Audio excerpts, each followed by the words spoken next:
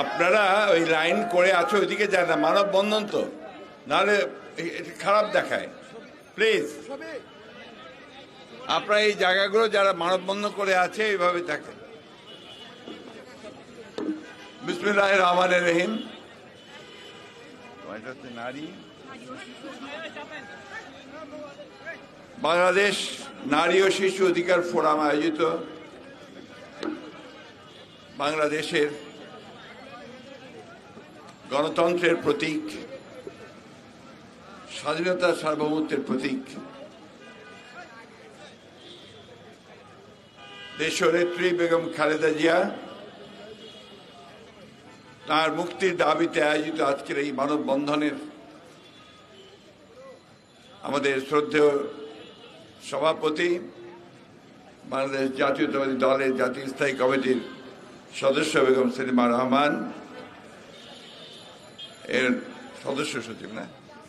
সদস্য সচিব নিপুণ রায়, বিএনপির কেন্দ্রীয় নেতৃবৃন্দ এবং আমাদের মাঝে উপস্থিত আছেন আমাদের জাতীয় স্থায়ী কমিটির সম্মানিত সংগ্রামী সদস্য ভাইস চেয়ারম্যান আব্দুল আল মিন্টু সহ কেন্দ্রীয় নেতৃবৃন্দ, এই সংগঠনের কেন্দ্রীয় নেতৃবৃন্দ, বিএনপি অন্যান্য অঙ্গ সংগঠনের সমূহের নেতৃবৃন্দ, আসসালামু আলাইকুম। আমি প্রথমেই নারী ও শিশু ফোরামকে আন্তরিক ধন্যবাদ এবং কৃতজ্ঞতা জানাতে চাই যে তারা দেশের শুধু নয়, বর্তমান সময়ে সারা বিশ্বে যে কয়েকজন নেতা তারা গণতন্ত্রের জন্য সংগ্রাম করে চলেছেন এবং তার জন্য ত্যাগ স্বীকার করছেন, তাদের অন্যতম নেতা দেশনেত্রী বেগম খালেদা জিয়া আজকে অন্যায়ভাবে আজকে ফ্যাসিবাদের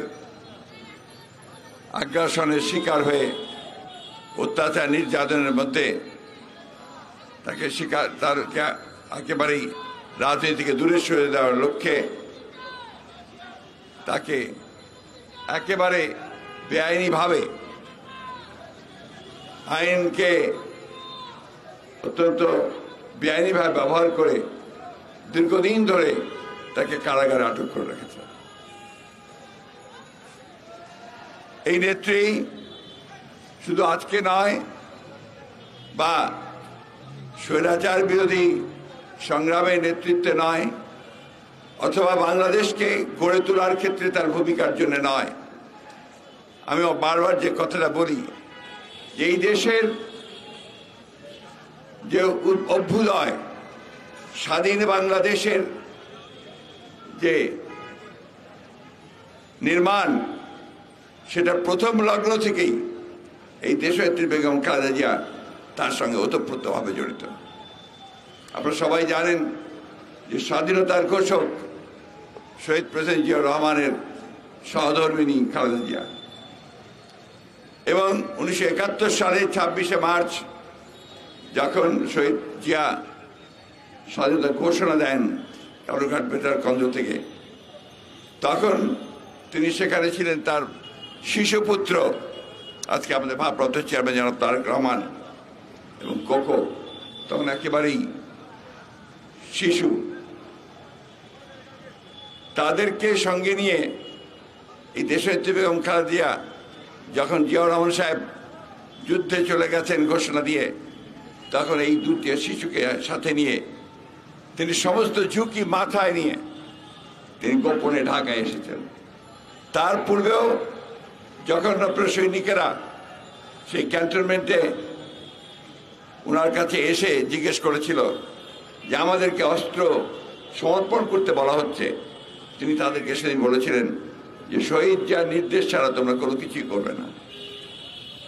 সেই শুরু হয়েছিল তার মুক্তি সংগ্রাম, এবং ঢাকায় এসে অল্প কিছুদের মধ্যেই তিনি গ্রেফতার হয়েছিলেন পাক সেনাদার বাহিনীর, এবং দীর্ঘ 9 মাস তিনি কারাগারে ছিলেন পাক সেনাবাহিনীর। এর পরের ইতিহাস আপনারা জানেন, আমি সেই দীর্ঘ করতে চাই না।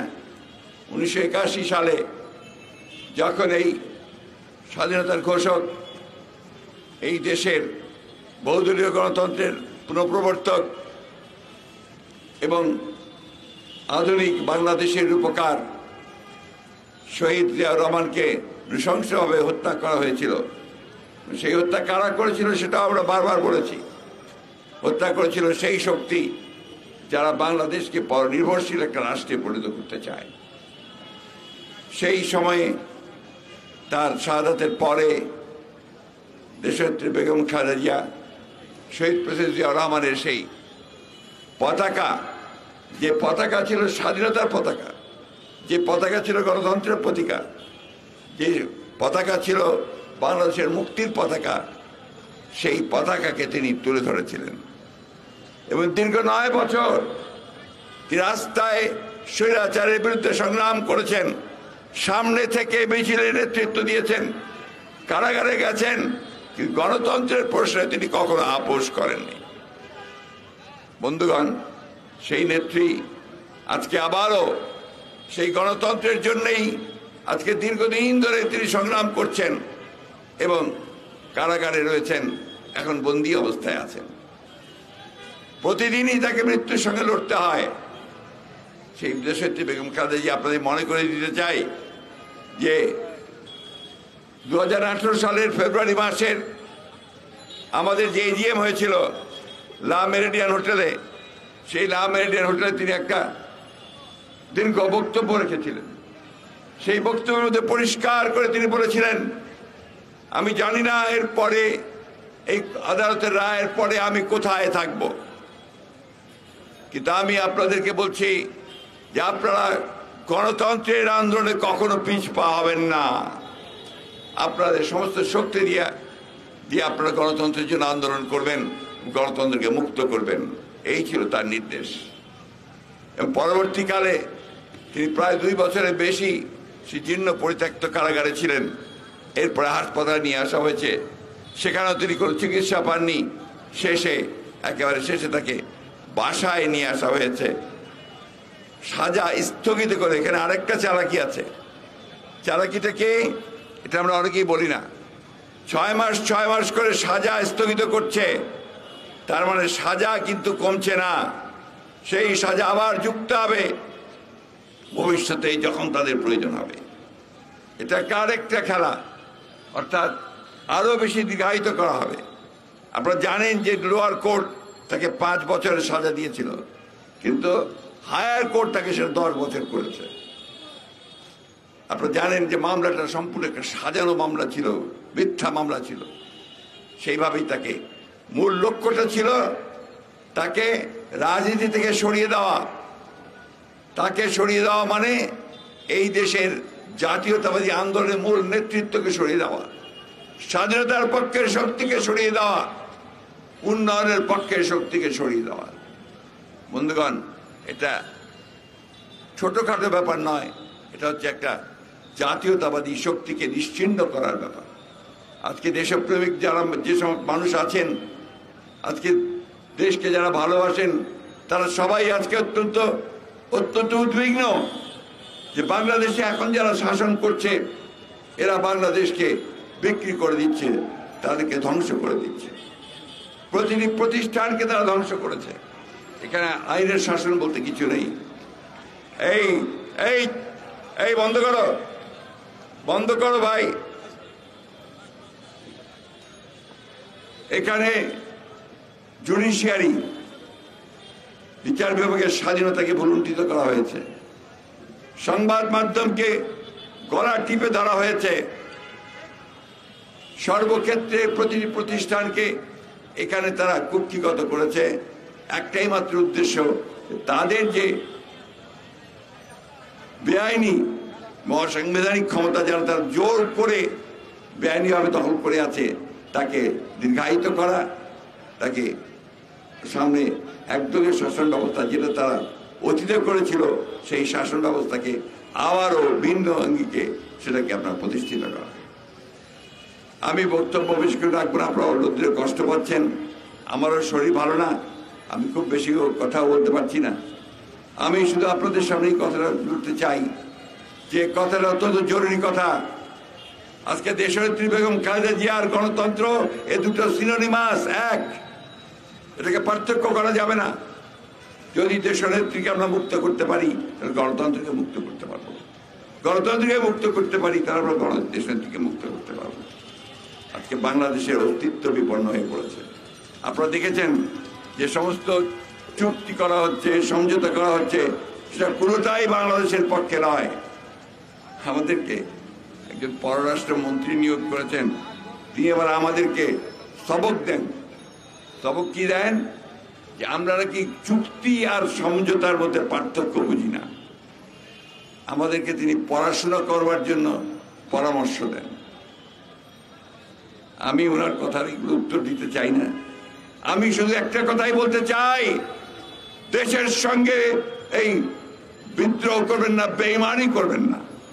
মানুষকে বোকা বানিয়ে তাদেরকে ভুল বুঝিয়ে এমন চুক্তিগুলো পাশ করবেন না, এমন স্মারক আপনার সমঝোতার স্মারক সই করবেন না যেগুলো আমার জনগণের স্বার্থের বিরুদ্ধে। কি এনেছেন আপনারা এবার ভারত থেকে সফর করে? পানির কথা কোথাও নেই। উপরন্তু যে কথাটা আছে সেটা আরো ভয়াবহ। সেটা হচ্ছে যে তারা তিস্তা চুক্তির জন্য, ভারত প্রকল্পের জন্য ভারত প্রস্তাব দিয়েছে, চীনও দিয়েছে।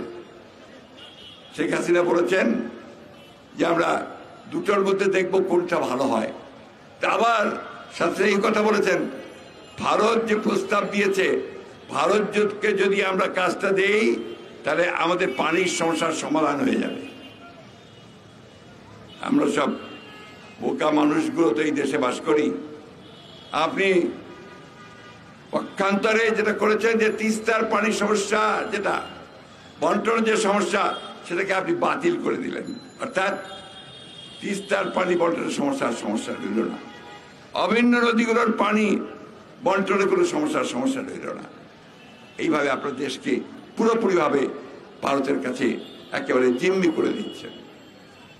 আপনার সীমান্তে হত্যা হচ্ছে প্রতিদিন, গতকালও হত্যা হয়েছে।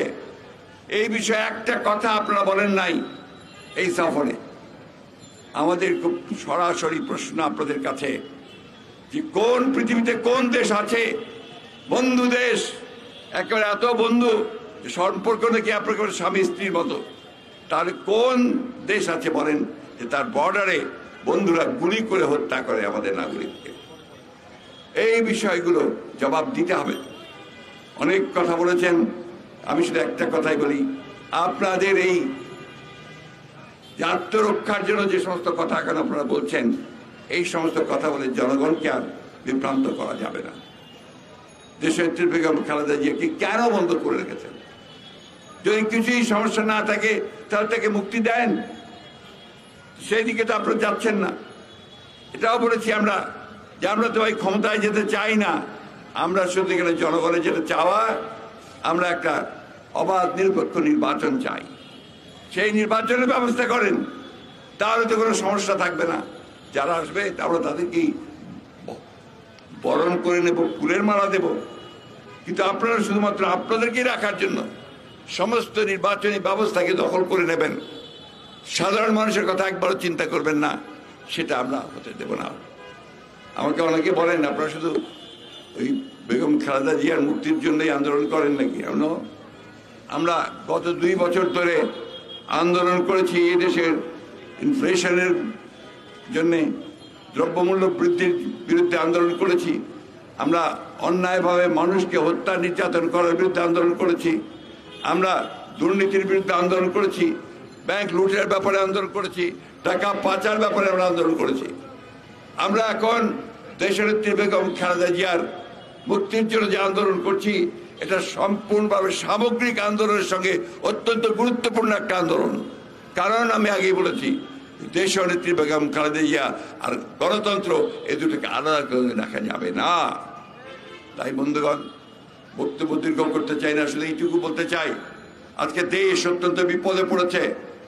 দেশনেত্রী বেগম খালেদা জিয়ার নির্দেশ আছে, আমাদের দলের প্রতিষ্ঠাতা শহীদ প্রেসিডেন্ট জিয়াউর রহমান যে কারণে যুদ্ধ শুরু করেছিলেন, যে কারণে তিনি আত্মাহুতি দিয়েছেন, সেটা হচ্ছে এই দেশের জন্য, দেশের স্বাধীনতা সাধারণতার জন্য। আমাদের ভারপ্রাপ্ত চেয়ারম্যান তিনি আজকে সুদূরে আছেন, তিনি সেইখান থেকে দিন রাত পরিশ্রম করছেন এই দলকে, মানুষকে সংগঠিত করে এই ভয়াবহ ফ্যাসিস্ট শক্তি তাকে সরিয়ে জনগণের শাসন প্রতিষ্ঠা করার জন্য। এর কোনো বিকল্প আমাদের হাতে নেই। তাই আসুন আমরা সবাই ঐক্যবদ্ধ হই, সংগঠিত হই এবং দেশনেত্রীর মুক্তির যে আন্দোলন, এই আন্দোলনকে আমরা সারা বাংলাদেশে ছড়িয়ে দেই এবং এতেই করে আমরা একই সাথে গণতন্ত্রের আন্দোলনকে সামনের দিকে এগিয়ে নিয়ে যেতে পারবো। বন্ধুগণ, আসুন আমি সকলকে আহ্বান জানাচ্ছি, যেটা শুধু বিএনপির আন্দোলন হওয়া উচিত নয়, এই আন্দোলনটা সমগ্র দেশের মানুষের। তাই সকল দল মত নির্বিশেষে সকলের কাছে আহ্বান জানাবো, এই অন্যায়ের বিরুদ্ধে দেশনেত্রীকে যেভাবে হত্যার উদ্দেশ্যে তাকে আটক করে রাখা হয়েছে, তার মুক্তির জন্য আপনারা সবাই কথা বলুন, সোচ্চার হন, আন্দোলনের শরিক হন। আপনাদের আবারও নারী ও শিশু অধিকার সংরক্ষণ যে ফোরাম, তাদেরকে ধন্যবাদ জানিয়ে বক্তব্য শেষ করছি। আসসালামু আলাইকুম, খুদা হাফেজ। বাংলাদেশ জিন্দাবাদ, দেশনেত্রী বেগম খালেদা জিয়া জিন্দাবাদ, তারেক রহমান জিন্দাবাদ, স্বাধীনতা ঘোষক শহীদ জিয়া অমর।